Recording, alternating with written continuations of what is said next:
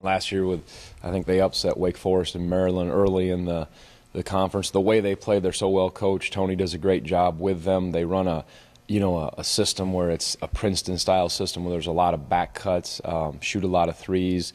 They do things well, and it will be a challenge for our inexperience, but it's an opportunity for us to play and hopefully take another step forward. But they do have guys who've been in a lot of different settings and certainly have some big-time experience. There's always that nervousness, like, how are we going to be, and you're sort of wondering, but it's good to get started. You can only go against yourselves so many times and beat each other's heads in, and now we're stepping out and we're competing against good teams from William & Mary all the way through, and I think it will be, as a coach and as a staff, we're really going to have to certainly be patient and encourage, but obviously hold them accountable. So there'll be an interesting mix because this is the foundational group that hopefully will gain valuable experience, but in the process, settling on a rotation and trying to get the best guys out there and really compete. So I think there's going to be a lot of things coming at our program this year, but all will make us better, I know that. I've been impressed with the whole team from an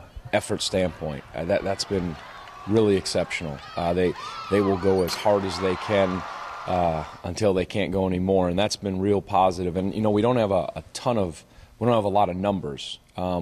With Sammy being out, we have pretty much 12 guys that go at it. I'll even throw Coach Williford and Coach Sanchez in there sometimes to balance things out. So the effort has been, as a collective group, outstanding, and that's real important.